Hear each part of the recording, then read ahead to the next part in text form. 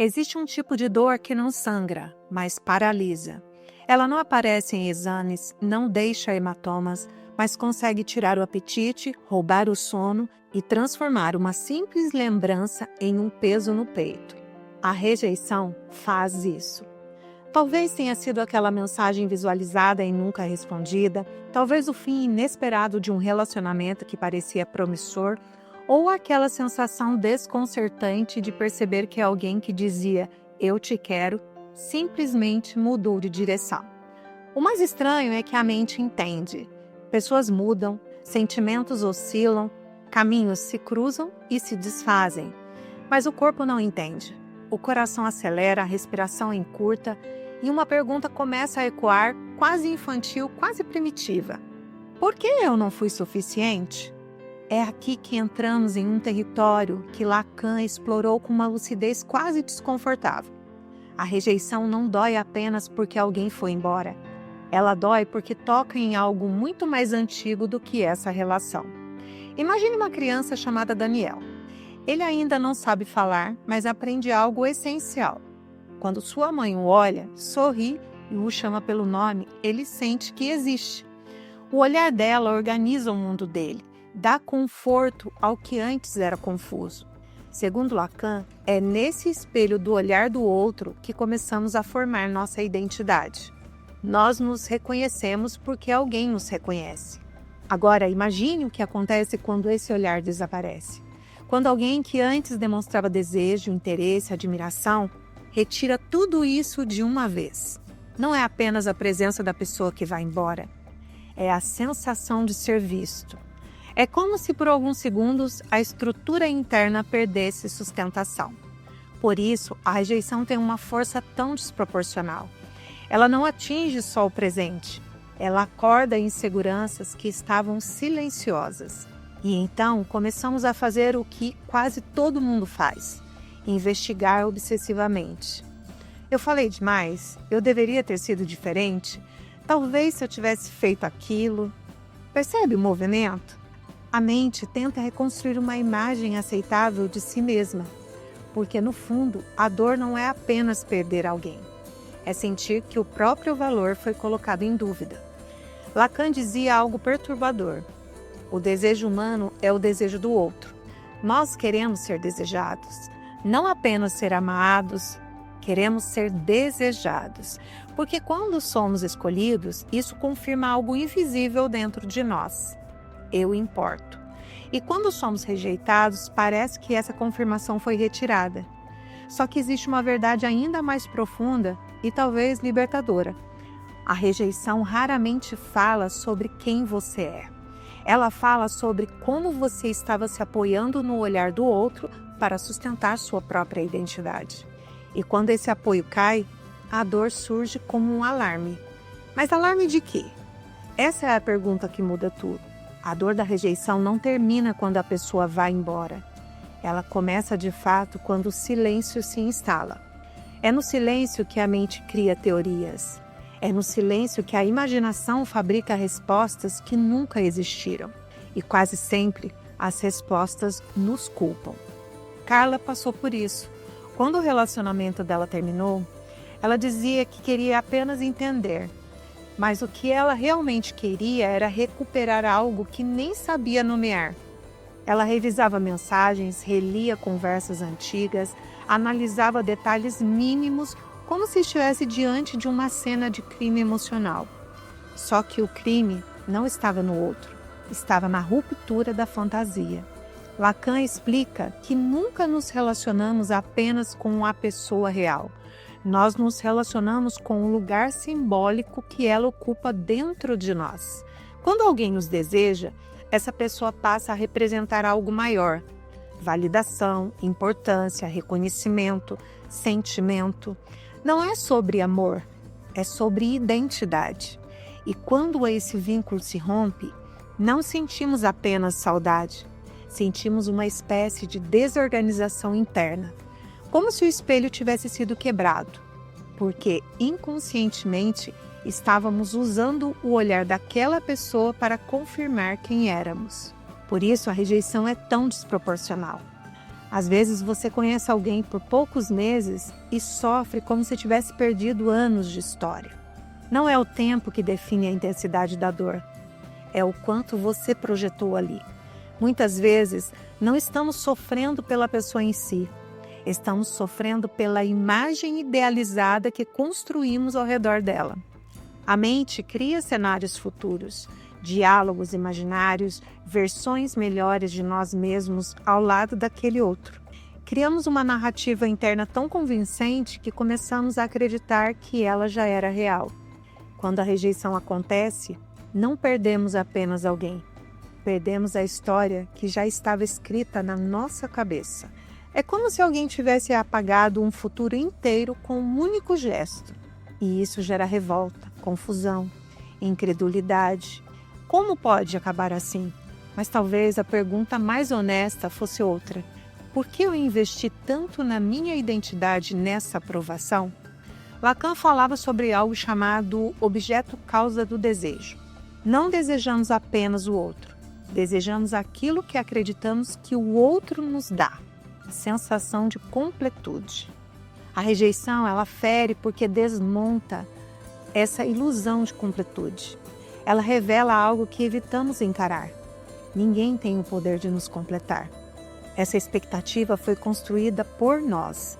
E quanto maior a expectativa inconsciente, maior o impacto quando ela desmorona. Por isso você sente aquela urgência quase desesperada de provar que ainda é digno, de postar algo nas redes, de mostrar que está bem, de buscar outra validação rapidamente. Não é sobre orgulho, é sobre restaurar a própria imagem. Mas existe um ponto de virada aqui. Se a dor nasce da fantasia quebrada, então talvez o sofrimento esteja menos ligado ao abandono e mais à dependência emocional invisível que foi criada. E isso muda tudo. Porque se você entender o que realmente está sendo perdido quando alguém te rejeita, a dor deixa de ser um labirinto sem saída. Ela se torna um espelho. E espelhos, quando bem usados, revelam muito mais do que nos machucam. A questão é: você está disposto a olhar além da superfície da dor? Existe algo ainda mais profundo acontecendo quando alguém nos rejeita. Algo que quase ninguém percebe quando está sofrendo. A rejeição toca diretamente na nossa relação com a falta. Para Lacan, o ser humano é estruturado pela falta. Não nascemos completos. Há sempre uma sensação sutil de que algo está ausente. E passamos a vida tentando preencher esse vazio com conquistas, reconhecimento, amor, status, sucesso. Nada disso é errado. O problema começa quando acreditamos que alguém específico é a resposta definitiva para essa ausência. Pedro acreditava nisso. Quando conheceu Helena, sentiu algo que descrevia como finalmente encontrei. Ele se sentia mais confiante, mais interessante, mais vivo, como se a presença dela organizasse partes internas que antes eram caóticas. Mas o que Pedro não percebia é que essa organização não vinha dela. Vinha da maneira como ele se sentia ao ser desejado por ela. Quando Helena se afastou, o que desmoronou não foi apenas o relacionamento.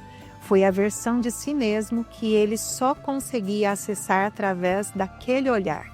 É por isso que a rejeição provoca um vazio tão específico. Ela não remove apenas uma pessoa. Ela remove a sensação de ser especial.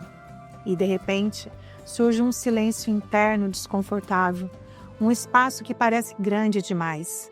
Esse espaço é a falta, que sempre esteve ali, agora exposta. A dor não é um erro do sistema emocional. Ela é um sinal de dependência inconsciente. Quanto mais você acredita que precisava daquela validação para se sentir inteiro, maior será o impacto quando ela é retirada. Mas isso não significa fraqueza.